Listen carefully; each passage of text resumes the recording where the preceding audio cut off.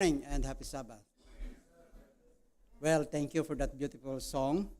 And the message of the song is enough for us today. God so loved the world, that He gave His only begotten Son. Means begotten, the only, the loving Son. I have two sons, but God has only one Son. And thank you.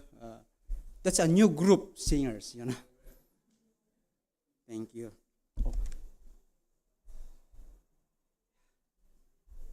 Thank you, Uncle Terry, for giving me an opportunity to stand before you because according to the schedule, Tony, February 28th is open. Then okay. And last Sunday, if you remember, church board members, we have a quite long meeting, and mostly we discuss about department plans, David, and discussing about the department plans. Thank you, every leaders. Thank you for your plan, and it involves money. That's why last Monday morning, Uncle Terry told me that before we start our devotional and prayer, Uncle Terry, wow, what a meeting last night. Almost every department needs money. Yes, I said that's true. Brethren, church family, our church, to me, it seems it's alive, because we have a lot of plans, a lot of activities. And this is our church. And this is your church. Also my church. This morning, I asked Uncle Terry that it is possible that before we study the word, I will I will promote our church finances first before. And thank you, Uncle Terry, for giving me at least 5 minutes, Uncle Terry. I have to finish I have to finish our study. Maybe 30 minutes to 35 minutes plus 5 minutes. That is 40 minutes. Okay. I don't sleep because if you want to sleep, just don't snore. Yeah, thank you. And I said to Uncle Terry, yes, because also, aside from that, I am also waiting. I don't know if Sister Lindsay is around. No? Oh, I'm waiting for Sister Lindsay because when Sister Lindsay speaks, my heart is pumping because she's always demand for. Yeah, that's true. Yeah. And I know money is really involved, All, church family, all those funding requests by every department comes from our local church budget offerings. Church budget offerings, none other else. That's from local budget offerings. Aside then, last Sunday evening also, I reported our financial status of our church. And it shows that as of January 31st, that our church fund is going down. Yeah, because last year, our ending balance is, high. And as of January 31, the balance is going down, meaning we are all, and also, Sister Swani and Elder Adam. Elder Adam is not around. I saw your message, I read that Sister Swani is suggesting that if we can give Bibles to attendees of community meal in Mount Roskill every Monday evening. Yeah, and Elder Adam posted that the cost of one Bible is $16.50. And Sister Swani recommends 100 Bibles. Wow. And I said, wow, this money, But, church family, if you want to sponsor this project, C1 Bible, that is only $16.50. You can, I don't want to appeal to you, my church family members. I just want to encourage each of us, including me, to strengthen our local budget offerings. Our local offerings, the use of our local budget offerings is Number one is, of course, to pay all the expenses of the church. And most important is to fund the ministers of the church. This is what we are moving to through ministries, through ministers. That's why we are here. We're not sitting in a beautiful homes, We are here to support the ministers of the church. And too much for that. It's 5 minutes. Before we start our study this morning, let us pray. Our merciful and loving Father in heaven, this moment, O Lord, we thank you for this opportunity to come to you, to study and open your words. O Lord, we invite your Holy Spirit to be with us and to guide us, and all the words that we're going to study may be words that will encourage us, that also it will uplift our relationship to you and our faith to you. For your certain return is very near, and prepare us, O Lord. All these things we ask in Christ's name. Amen.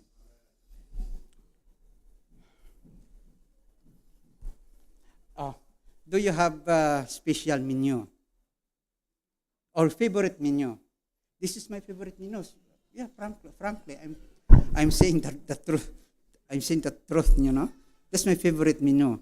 You may laugh because this is Asian menu, I love cooking, Only my favorite menu. I know it is not an instinct for us, Uncle Tiri, Elder Sayrosi, David, Dr. Stan maybe. It's not an instinct for us to cook.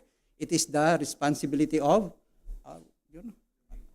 our partner.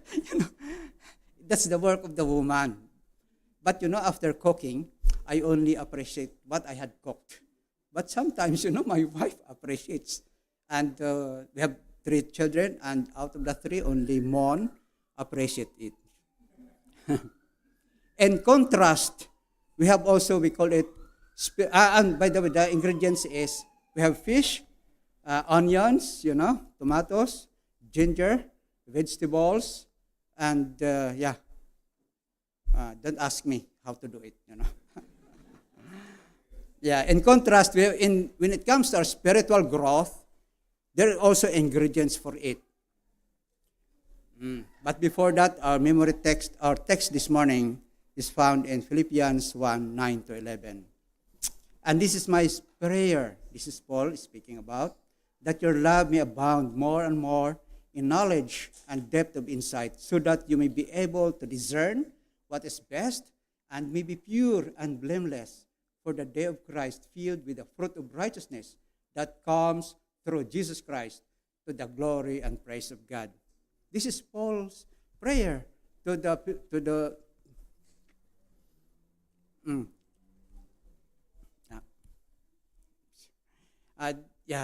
this is Paul's prayer to the Philippians, of the church of Philippi, that he calls to. Number one is to cultivate a growing, intelligent love, guided by understanding or discernment, leading to a holy and blameless character. This is what Philippians 1:9. In that verse, in that text, there's an important key. Number one, in verse 9, you can read in there, their love. It pertains to the Philippians, And then knowledge and in all judgment. Paul talks about love, which of course, love comes from God, because God is love. 1 John 1:9. He is the source of love. Everything we know about love on earth has nothing connection with God. Because love can mean differently from you, or different things from different people. God's love is special. It's a gift from heaven, and Paul wants them to experience more. He urged, this is his call. So this prayer is asking that they may grow but it is to grow in a very special sense. It's a very special sense. In what? In knowledge and in all judgment, or in all discernment. It is not a kind of feeling of love, but it has to do with the knowledge of God. That's how we know what love is.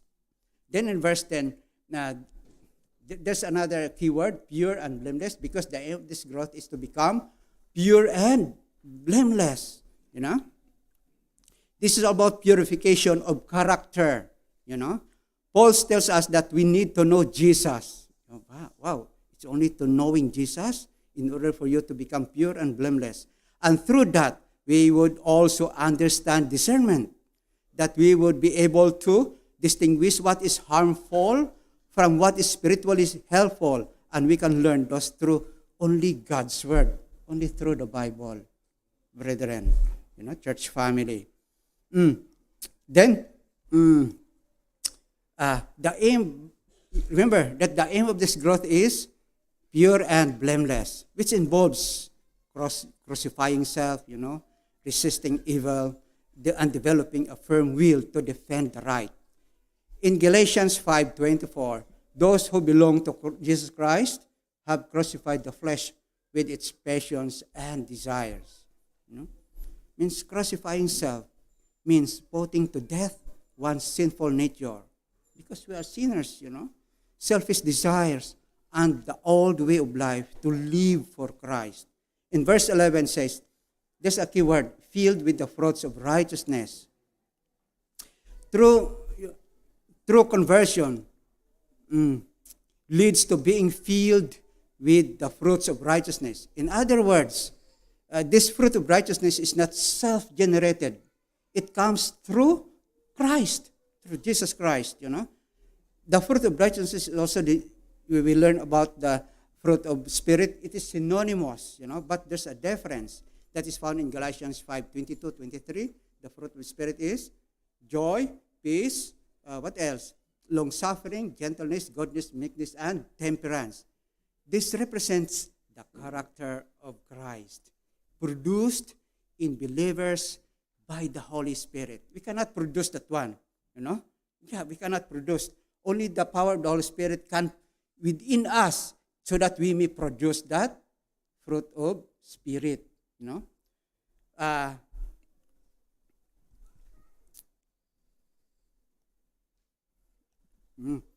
The fruit of Spirit, okay? The fruit of Spirit emphasizes the source. Remember, the source is love, peace, joy, and long-suffering, temperance, you know. But the fruit of righteousness emphasizes the result of a life right standing with God. Meaning, if you want to experience what love is, you know, experience through service, you know. If you want to experience meekness, don't, you know, I hope you mean what, you know what I mean, you know. If you want to experience temperance, you know, there are in front of you, you must to hold on, you know, your will. Another is, if you want to experience long-suffering, you know, what you want to do is to overcome trials, you know. That is the fruit of righteousness. Yeah, that's the fruit of righteousness. Meaning, for Paul encourages believers in Philippi, and to us also, this is the purpose, you know, is to live a life that glorifies God, you know. Ellen White has a vision for spiritual growth. One of her vision is it is a deep engagement with God's Word. What is very important is God's Word, the Bible, you know. Engagement, you know, connect, because the Bible itself is the Word of God. Then, a deep personal relationship with Jesus. Another is a commitment to living out His principles in dear life. Meaning, Ellen White emphasizes that spiritual growth is achieved only through faith in the promises of God, through the merits of Christ and the work of the Holy Spirit. It's beautiful encouragement. Now let's go to ingredients for spiritual growth. Yeah, the beautiful ingredients ingredients for spiritual growth is no other than Bible study. Our text is found. The text is, you can read it in 1 Peter. It is like a newborn babe's crib. You know? This is a contrast of a newly converted believers to nourish their spiritual life through diligent Bible study, which act as a pure milk If you are newly baptized, believer, this is the source, It's pure milk for growth, spiritual growth. It is also a character transformation. Source. And a development, a resemblance of Christ. This spiritual growth requires active, prayerful study rather than mere effort. Spiritual growth is not automatic, church family.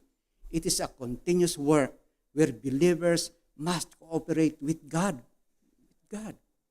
by cultivating right habits and seeking His wisdom and strength daily. But there's also a contrast on it. What is a contrast of spiritual growth?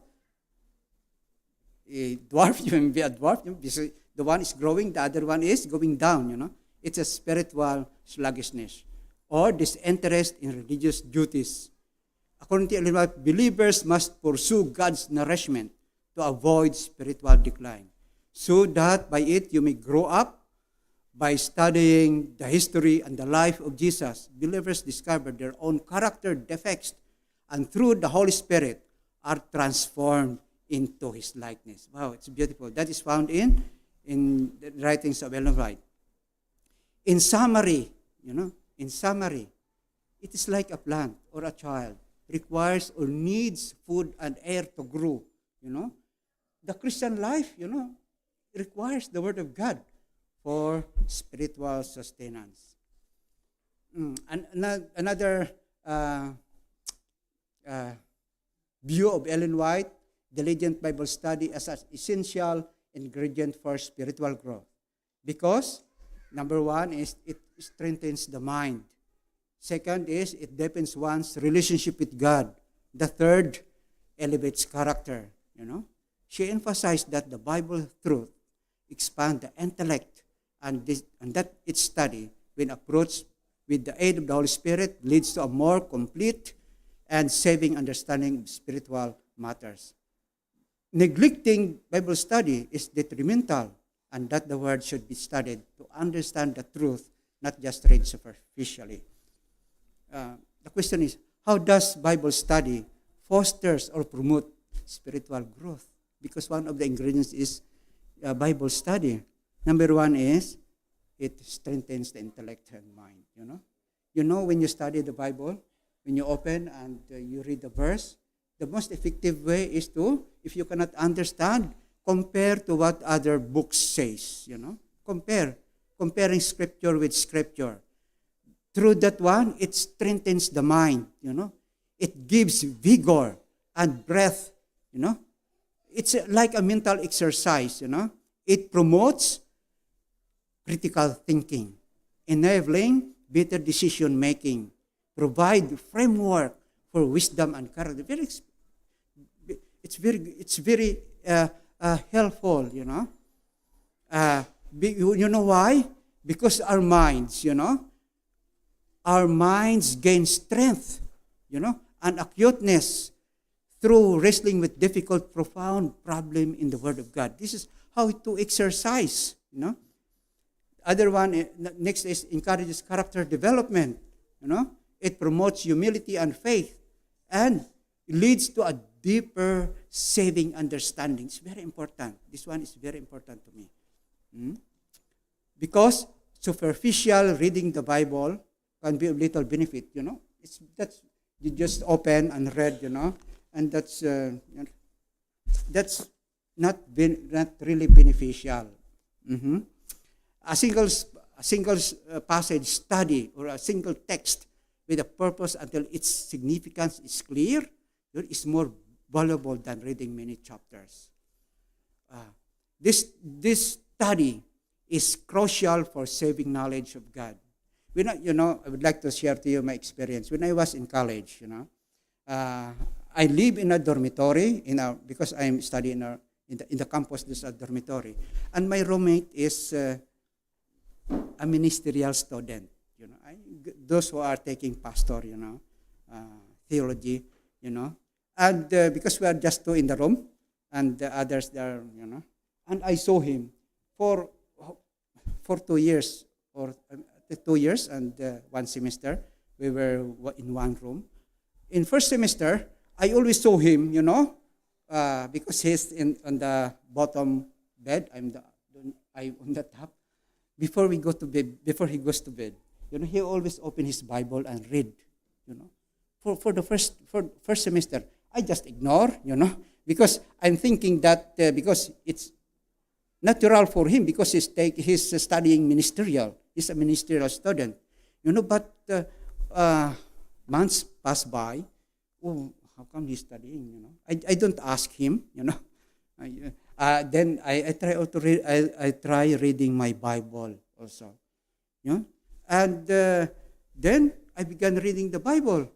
My favorite books are the 5 gospel books. Then I started reading the book of Acts, the book of Romans. But the writings of Paul for me is very hard to understand. It seems if you're not a theologian, it's very hard to understand, really. Yeah. But as I go on, as my schedule, to me as part of a student, my life is well, you experience lightness. Yeah, you try, keep reading the Bible and you experience your life is, I cannot picture it, but you try, Then another, it builds resilience and resistance to temptation. The power to resist temptation is imparted through the Bible study, This is because the Holy Spirit works through the Word to impart truth. That's the work of the Holy Spirit, to give you knowledge, wisdom regarding His truth, His Word. And the knowledge gained is cherished and practiced in daily life. You know why? When temptation comes, the only defense that we have is no other than the Bible, the Word of God. When Christ was tempted, what is His response? It is written, man shall not live by bread alone, but by every words that comes from the mouth of God. This is the very defense, In other words, the Bible is our defense, and we must not rely on our strength. We cannot rely. We cannot overcome trials and temptations. Tell me if you can overcome. I don't know. Maybe bodily you can overcome, but I'm not. Maybe. But just as the body needs food, the soul must be nourished daily by the Word of God to grow and withstand spiritual warfare. One of the famous quotes of Ellen White, that is found in Steps to Christ, page 19. No other book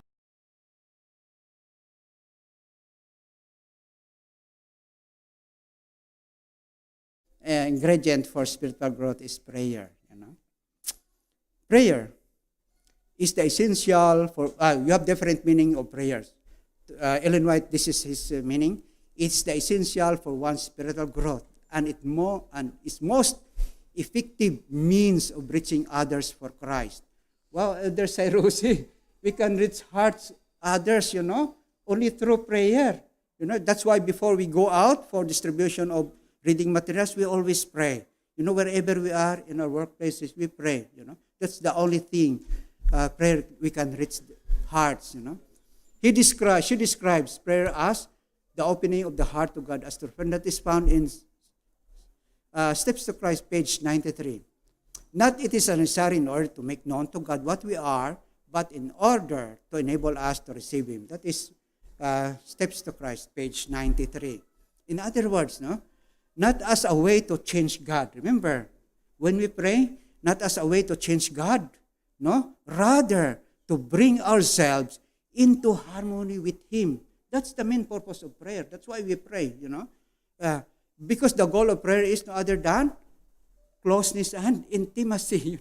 Like, we are couples, we are close to each other and infinite, intimate, that's intimacy, Why? Because it involves spending frequent time together, My wife and I, when I saw her, I want to spend time with her, before Uncle Terry is laughing. Maybe you experience Uncle Terry.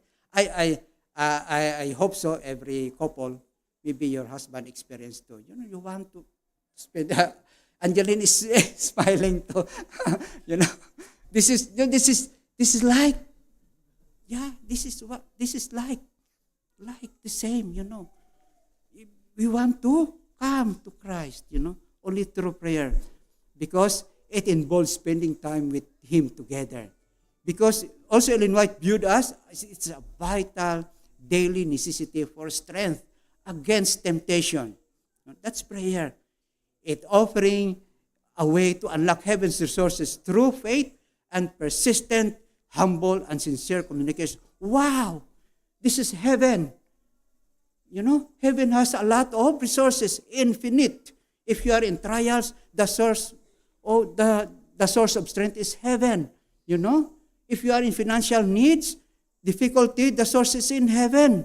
If you are spiritually struggling, remember, brethren, the source of that strength is no other than heaven. Through prayer, Therefore, what will be the purpose of prayer? Therefore, the purpose of prayer is not to inform God, but to connect with Him, align our will in His, and receive strength for daily duties and temptations. Another description of Ellen White is prayer is the breath of soul. It is the secret of spiritual power. Yes, that's true, because prayer brings the heart into immediate contact with God and strengthens the structure and muscle of religious experience. Neglect prayer, like, you just engage in prayer just for casual, irregular, occasionally, or just for sake of convenience, Ellen White warned that you lose hold on God because the spiritual faculties lost their vitality, the religious experience lacks health and vigor. That is found in Gospel Worker, page 254 and 55. Then another description is, prayer can lead others to Christ. Elder Sayrosi. That's why this is what we are doing, Sabbath afternoon. We pray and distribute reading materials, According to her, too much prayer you must labor for souls, for this is the only method by which you can reach hearts. It is not your work, but the work of Christ, who is by your side. This is an assurance, When you do this one, that kind of work, this is an assurance that God is by your side, that God is in our side. That impresses hearts. Evangelism, page 342. The Lord will hear our prayers for conversion of souls. Messages, page 315. According to Ellen White says that God will use you and bless your effort in reaching out to those on your list and to draw you close to a friend. Okay, during the last year of Pastor Clifton, if you remember, we have our evangelist meeting here every night. Elder Sayrosi, the sir is leading for that one. And what we did is we pray every morning our interests, for this meeting, Another story before, I would like to tell you my story. When I was in college, in college, the school is always organizing the voice of youth. Young people, like you see, the young people, they're college years, I believe so. No, I joined 3 times, in college. My first year is very challenging. You know why? The place that the school assigned to us is to a very far-flung place, It can only reach by train. The train goes to that town. The road is muddy during rainy seasons. Only during summer that the town can be reached by transportation. We are 6 in the group. We have the coordinator, the speaker, That is 40 nights when we want evangelism. We have the singing, music coordinator, everything. And before the end of the first week, our music coordinator left the group. She was discouraged because the church sponsors us, It's not as well off as this Brentwood, Sometimes the food is challenging, The place where we live, I don't want to say, because it's very in the far village. But the significant here, every morning and every evening, we pray for the interest, Yeah. And our coordinator in the last part of our week, it's a critical 5 days before we end, our coordinator is always waking up early in the morning, 3 o'clock or 2 o'clock, just to pray for the souls, And Paul is encouraging us for one another to pray according to Ephesians 6:18, and pray, in the spiritual occasions, meaning this is the admonition of Paul, that prayer as the essential, continuous link between the believer and heaven during spiritual warfare. In other words, this is a call to constant, vigilant prayer to resist temptation and maintain a secure connection with God. It's very important, church family. Now, there's a famous prayer quotes by Ellen White. You can read it. Here is, each sincere prayer will receive a response. God hears our prayer. If we pray sincerely, He answers. Not on the right time, not what you want, There's a study about the benefits of prayer, One is prayer has been found to make people less angry, less aggressive. If your temperature is like this, before you get angry, you pray. Or after you get angry, pray, Then it helps us see situations in a new light. This is very important. This is very true. In a meeting sometimes, board meeting, any meeting in the church, sometimes board members are always, we don't agree to each other in an agenda sometimes, But we pause and pray, then the Holy Spirit will give us, insight to the problems that we are discussing too. Yeah. Then it comes us. It has a calming effect. Our family is not perfect, My wife and I always, we always, you know what I mean, couples, But when you pray, it calms down everything, Another is, it improves our relationship with others and with God because we are praying to Him. Then another is, it can lift our mood and make us more positive people. It gives us a greater sense of connection only with God, not only in God, but with also our values. What is my value? My values, And it gives us tolerance or patience to others, and also even physical pain. Therefore, meaning, prayer can also, has been found, even it alleviates pain. Sometimes, brethren, church family, this is true.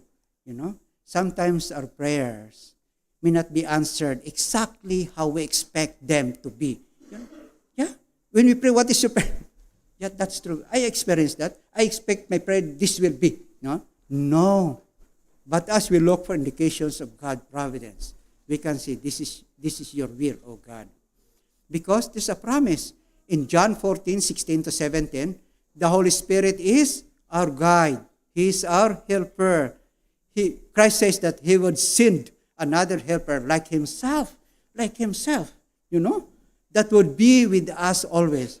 So, through these gifts of God, we'll learn His will. This is a suggestion, this is how God does lead. We need to be familiar with His Word. Number one is really His Word, Number two, we need to open to the hearing what He shares, what the Word says, because His Word is His will. And we need to be open to the moving of the Holy Spirit. That's very important. Then, set aside your own desire and say, Lord, what is your desire for me and for my life? This is God. And the third is fellowship. Wow. Almost done. We have only 4. Christian fellowship is designed by God to assist His children in their victory over temptation and personal growth. We are not created alone, According to Acts 42. This is the model of spiritual field unity inside the church, where believers were of one heart and one soul. What is the result? What is the result for that? The result is they are very liberal. That's why they sold their property to meet the needs of the church. In Hebrews 10, 24 and 25, in other words, this is the command against isolation. Against isolation. Instead, it is an encouragement to believers to gather for mutual encouragement, like this, fellowship, fellowship, and worship and spiritual strengthening, because Christ's return is approaching or very near. So that, and all more as you see, because the day of Christ is approaching, That's encouragement. Then another is Matthew 18:20, meaning this is Christ is present when 2 or 3 believers fellowship together. Brethren, church family, friends, Christian life was never meant to be lived alone. Remember that. That's why after baptism, what we're going to do is to accept the new baptized members to a part of our family. We voted, church family. Being in a community of faith, we are in a community of faith. It gives you the opportunity to live out your role within God's church. That's the purpose. His body which you are a part of it. I'm a part of it. You are a part of it, A word meeting has just been finished last Sunday. A lot of requests from every department, We have a lot of groups. A group that stand young people, they're going to Christ Church, We have also youth group. We have adult Sabbath school group, We have children's group, inter-study group, We have prayer group, elders team group, and deacon group. We have prayer. Women ministry, you have your group, you have your prayer group, And we have community feeding group. That's ADRA. And we have also singing group. The group that sang a while ago. Singing group, There is nothing better than growing in your faith alongside with others who are doing the same thing. This is very important, We grow because we are in the same thing, According to some of the famous quotes, birds with the same feather flock together, Meaning the same purpose, We do it with the same purpose, That's why Ellen White says, the Sabbath He sanctified and hallowed the seventh day. Why are you here? Because today is a Sabbath day. We are here to fellowship, to encourage, This is the purpose. This is the purpose of spiritual growth. The last is impartation. Almost done. Impartation, sharing, or witnessing. One of the divine plans for spiritual growth is impartation, sharing, and witnessing. Why? Because it is a foundational ingredient for spiritual growth and sanctification. We talked about sanctification, Dr. Stan says a while ago, Because it keeps the soul alive as the spiritual life is maintained through constant and selfish service, But there are benefits also. Number one is service, The Christian is to gain strength by strengthening others. That is found in Proverbs 11:25. It says, a generous person will prosper. Whoever refreshes others will be refreshed. What does it mean, Meaning, this is not merely a promise, it is a divine law by which God designs that streams of benevolence shall be kept in constant circulation. In fulfilling of this law is a secret to spiritual growth. Then another is, it is a remedy for spiritual stagnation. That's true. It's a remedy. Why? Because, a lack of missionary work, leads to spiritual decay. Remember that, brethren, If the church members are not actively working, according to Ellen White, for others, their love for church, their love for Christ, and their brethren diminishes. It is like a physical exercise, strengthens the body. I don't know if you're traveling around North Island. I've been traveling also in North Island, and we visited some of the small churches here in North Island. If you go into the church, sometimes few members you can see sitting down. I think one reason maybe they have no money for evangelistic program of the church. But because one way to, I am very sad, tell you, brethren. I'm very sad if one active of our church family is leaving the church. You know why? Because not only we lost gift of leadership, but also we lost everything.